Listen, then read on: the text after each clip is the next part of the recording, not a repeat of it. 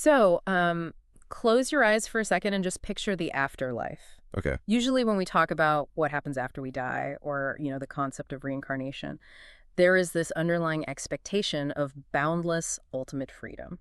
Oh, yeah, definitely. That's the dominant cultural narrative, right? It's almost always framed as this profound liberation, Exactly. like the ultimate breaking of physical boundaries, Yeah. where time and space just, well, they no longer apply to you. Right, you're completely free of gravity, free of zip codes, but then you encounter a framework that takes that boundless universe and suddenly makes it incredibly rigidly specific. Which is wild to think about. It is. It's a framework that essentially slaps a GPS tracking collar on the human soul and says, not so fast, you are bound by geography. I mean, it is the absolute definition of spiritual containment, and it completely flips our standard assumptions about eternity upside down. Which is exactly our mission for today. So welcome to the deep dive. Glad to be here. We're taking you on an exploration of a deeply specific, fascinating philosophical and spiritual text. It was written in 2006 by an author named Su Feng, and it's titled Explaining the Regional Properties of Souls. Such a specific title. Yeah, and our goal today is to unpack this text's entirely unique, incredibly mechanical framework for how reincarnation actually works. Right, because according to this source, your soul isn't just like free to roam the cosmos. Not at all. It is strictly bound by the geography and the specific culture that you are experiencing right this very second. But real quick, before we dig into the mechanics of this, I do want to step in and clarify something important for you as you listen to this. Yeah, that's a good idea. The concepts we're discussing involve very specific spiritual and metaphysical claims. Our goal in this deep dive is absolutely not to endorse or validate these beliefs as universal truths. Right, we're not preaching here. Exactly. We are not taking a stance on the reality of this system or telling you this is how the universe actually works. Rather, we're here strictly to impartially report on the intriguing framework laid out in the source text. Just looking at the mechanics of it. Yeah, we just want to offer you a window into this unique worldview just to see the architecture of how this particular philosophy operates. I'm really glad you mentioned the word architecture because that is the perfect word for it. We are basically looking at the blueprints of an idea. We really are. And to give you a little tease of just how detailed these blueprints get, later on, we're going to unpack a surprising practical application found in this text. So this part is wild. It actually gives you a literal, mathematically calculated, kilometer by kilometer search radius for finding your reincarnated relatives. It treats the mechanics of the afterlife almost like a logistical supply chain. It does. But to understand how that search radius functions, we have to start at the foundational rules. So, according to Su Feng's text, souls possess 8 specific features, and the author focuses our attention on the 7th of these 8 features, which is defined as regional properties. Which means what, exactly? Well, in the simplest terms, it means souls are bound to reincarnate into the exact places and cultures they are already the most familiar with. And the text establishes some very rigid cultural and geographic borders to illustrate this, doesn't it? Oh, very rigid. Like it states, as a matter of routine observation within this framework, that Japanese individuals reincarnate into Japanese cultures, Chinese individuals into Chinese cultures, and so forth. Yeah, it argues that the size of your soul's world is directly and proportionally linked to the content you have physically and mentally absorbed during your life. Which brings up that remote village example. Yes. The author gives this incredibly stark example. He says if a person lives in a remote village for their entire life, never leaving, never experiencing the outside world, they will reincarnate right back into that exact same remote village. Exactly. Why? Because what the author calls the structure of life, and notably the word life is fully capitalized in the text, only aligns with that specific environment. Their soul literally only knows the contents of that village. Right. The author even states bluntly that we have, quote, never heard of a Tibetan living Buddha coming from Africa or Europe. Let's pause on that capitalized word, life, for a second. Oh, yeah, that's important. Because that is a crucial piece of terminology here. Oh. Why capitalize it? Well, in this text, the author isn't talking about biological life, like the beating of a heart or the firing of neurons. So lowercase life is temporary. Exactly. Uppercase life refers to the eternal architectural blueprint of the soul itself. And the structure of that life is built entirely out of what it has been exposed to. Okay, let's unpack this, because the author uses an analogy of liquids to explain it. Right, the water analogy. Yeah, he points out that water droplets fuse together seamlessly, Water also fuses with milk quite easily, but water will never, ever fuse with oil. It just repels it. Right, and he argues this is a fundamental characteristic of their physical structures, using that old saying that the apple never falls far from the tree. Sure. But I have to push back a little on the author's premise here.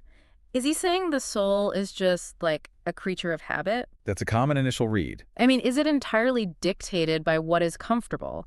Is this whole framework just describing a spiritual comfort zone? Well, what's fascinating here is that I wouldn't call it a comfort zone. Why not? Because that implies the soul has a menu of options and simply chooses the easiest one. What the text is describing is an active, undeniable physics engine. Oh, like actual forces at work? Exactly. It's about structural gravity. Right. It is a fundamental law of attraction within this specific system. Similar structures literally generate a gravitational pull toward one another. So it's mechanical. Totally.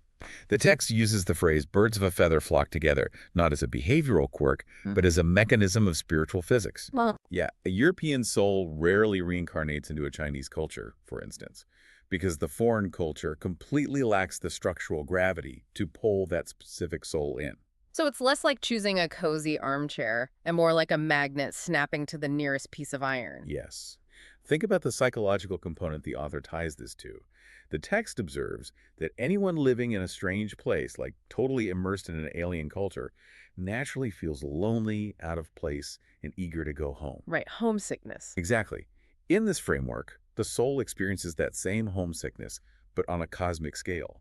Its ultimate driving wish after death is just to, quote, go home. It just wants safety. And safety is defined exclusively by familiarity. But that raises a really obvious logistical question for me. Let's hear it. If I am following the logic of the text, and the soul's absolute strongest desire, its literal gravitational pull, is to stay exactly in its familiar home, why wouldn't every single person just reincarnate back into their own family's living room every single time? That would be the easiest path. Right. Why does anyone ever reincarnate further down the street or in the next town over? That brings us directly to the physical limitations of the system. We can call this the carrier problem. The carrier problem. Yeah. In this framework, souls are strictly spiritual entities. They don't have the capacity to just float around and interact with the physical world on their own. They need a body. Exactly. They require a physical apparatus to function. The text refers to this physical body as a carrier. And in the context of reincarnation, a carrier means a newborn baby. A newly available vessel. Correct. So the soul desperately wants to stay in its immediate comfort zone, ideally right inside its own genetic family line. But what happens if there are no new babies being born in that family at the exact time the soul is transitioning? That's the problem. If there's no carrier, it creates a massive inventory issue. Here's where it gets really interesting. This reads almost exactly like a real estate search when there's low housing inventory. That is a perfect analogy. Like, you desperately want to live in your specific familiar neighborhood. You tell your realtor, find me a house on this street. But there are no houses for sale. None at all. So reluctantly, you tell your realtor, okay, expand the search radius to the next zip code. And the text actually provides a strict mathematical radius for how the soul conducts this search. It does. The author lays out a highly regimented progression. The soul will first search for a carrier within 10 kilometers of its home. Just 10 kilometers. Just 10. And if there is no newborn carrier available there, the text says it expands the search to 20 kilometers. And if it still strikes out? It pushes to 50 kilometers. And finally, it taps out at an absolute maximum of 100 kilometers from its home. It just stops at 100. Yes. The 100-kilometer limit is fascinating because it implies a limit to the soul's traveling energy. Like it runs out of gas. Essentially, yeah. It suggests that a newly untethered soul only has so much range it can cover before the structural gravity of its origin point either pulls it back or its ability to search simply dissipates. It can't just wander the globe looking for an open slot. No, it is tethered to that 100-kilometer leash. And the text doesn't just present this as abstract theory, right? The author offers this as a practical tool for the living. Yeah, this is the part that really surprised me. The text claims that if you want to find a recently departed relative, you can actually use this radius as map. A literal map. You look for a family within that expanding 10, 20, 50, or 100-kilometer circle that has been blessed with a newborn child shortly after your relative's passing, you literally go on a scouting mission. And the author suggests you can confirm the identity of the soul in this new baby by checking for birthmarks. Birthmarks that correspond to the deceased relative. Right, or by relying on a profound sense of the heart to recognize your loved one's essence. Okay, wait. I have to stop you there because this is where the logic feels incredibly shaky to me. How so? Let's say I'm a grieving relative. I map out this exact 100-kilometer radius. I somehow check every single newborn in that perimeter. That would be a lot of babies. Right. I look for the birthmarks, I search my heart, and I find absolutely nothing. Zero match. Doesn't that fundamentally break the math? It seems like it would. Isn't this just an incredibly convenient loophole? The author gives us this strict equation, but the moment the physical search fails, doesn't the whole theory fall apart? Well, it sounds unfalsifiable on its face, but the author actually builds that exact failure rate into the mechanics of the system. Oh, really? Yeah, the text includes a specific caveat. If you search that entire 100-kilometer radius and find no carrier, it doesn't mean the math is broken. What does it mean then? It means your relative has ascended to heaven or transitioned to another space entirely. I mean, I see what you're saying, but that still sounds like the ultimate dog ate my homework excuse. I get why you'd say that. How is the reader supposed to trust this rigid regional math if a failed search just means the soul turned invisible and went to a higher plane? To understand why the author doesn't see it as a loophole, we have to look at another piece of jargon the text uses, the restraint of Tao. In many Western contexts, we might hear Tao and think of a vague, flowing spiritual concept. Like a river or an energy. Exactly. But in this text, Tao operates like the immutable back-end code of the universe. It is the governing physics. So it's not a loophole. Right. The system doesn't have loopholes, it has routing protocols.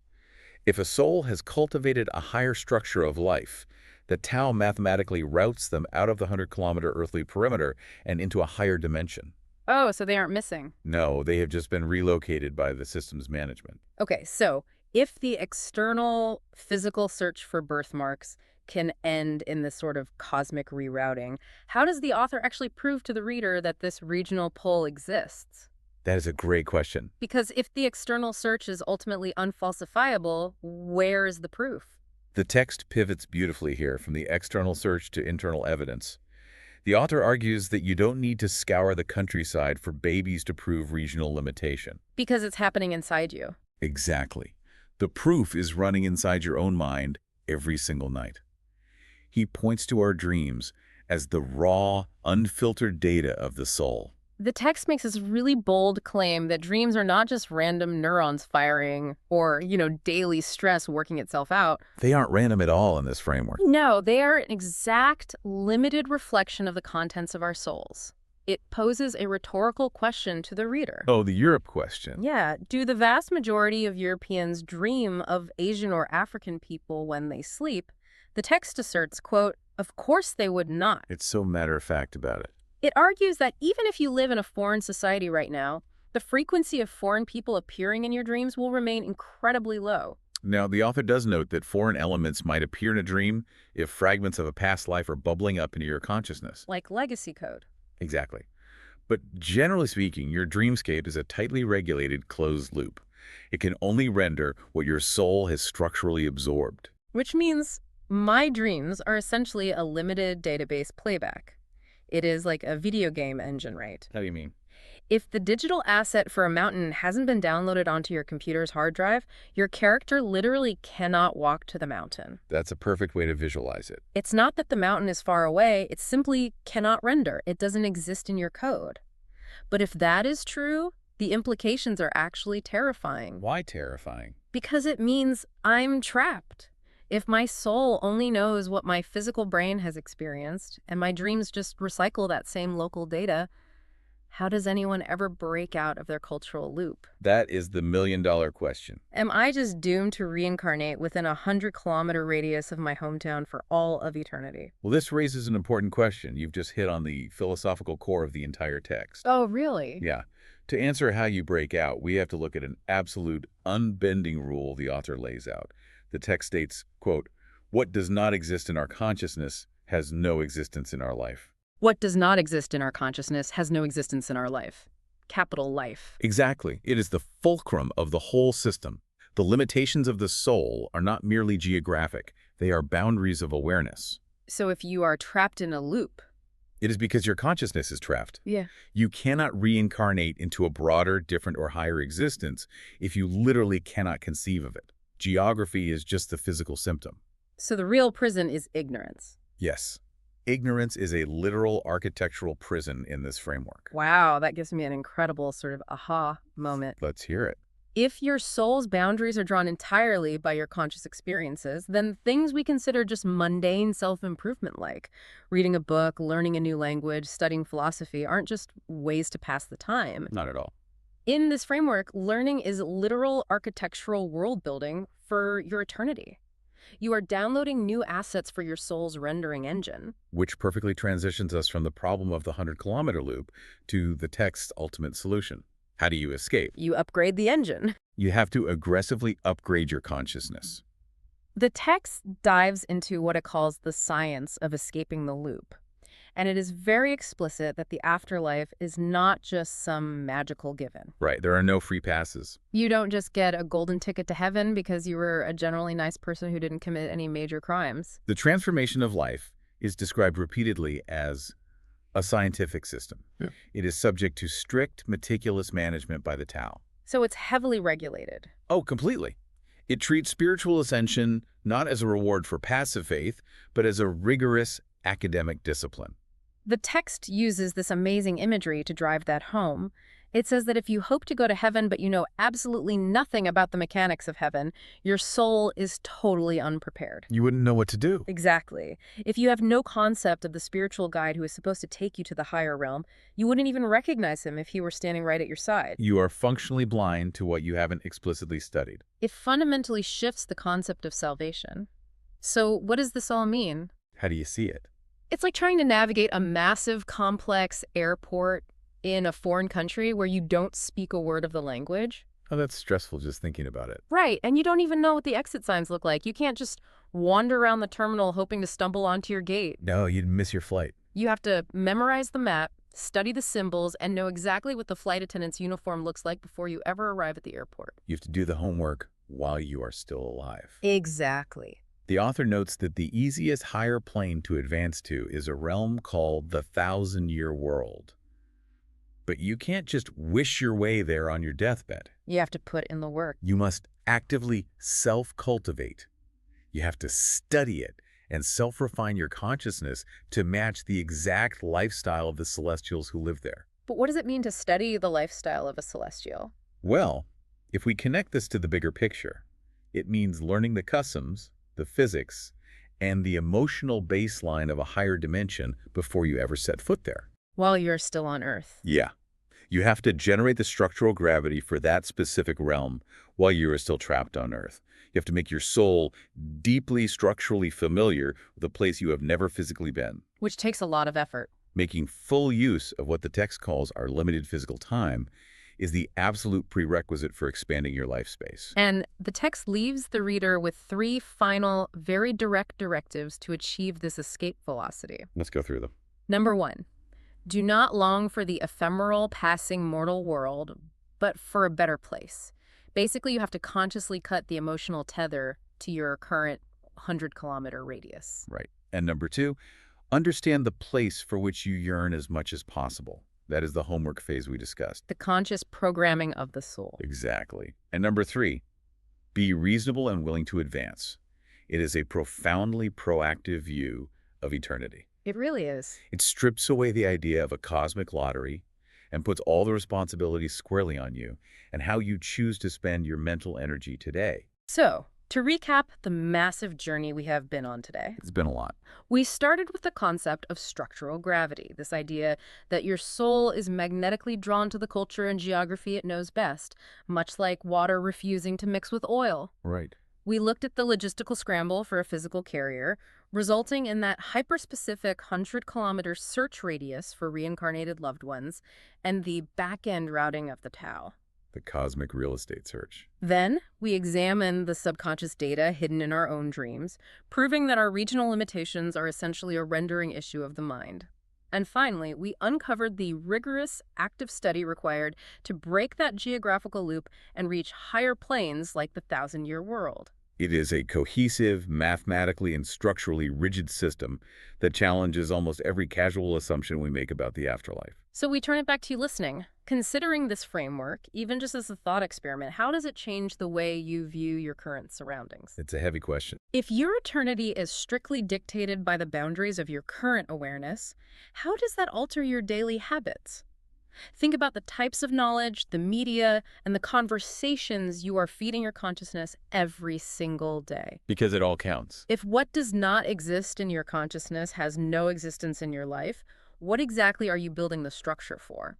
That thought leads to a final, somewhat provocative question inspired by the strict rules of this text. Yeah, what's that? The author insists that your soul goes exactly where your consciousness is most familiar. You must study a place to reincarnate there. But we live in a modern era where media consumption is just, well, all-encompassing. Yeah, we're constantly plugged in. What happens to a soul that spends its entire physical life utterly obsessed with a completely fictional universe? Oh, wow. That is a wild implication. Think about it. Someone who spends all their limited physical time cultivating a deep structural familiarity with the lore of a video game world, or, memorizing every detail of a sprawling fantasy movie franchise. Like they know the map better than their own hometown? Exactly. If their consciousness is perfectly, rigorously cultivated for a world that physically does not exist in our reality, or the Tao's celestial map. Where do they go? Yeah, where does that soul go when the physical carrier it seeks can never be found? Man, it really makes you rethink your screen time. If the afterlife isn't a boundless, untethered universe, but instead operates strictly on the GPS coordinates of your own mind, You better draw a good map. you better make sure you are drawing a map to a place you actually want to end up. Thanks for taking the deep dive with us.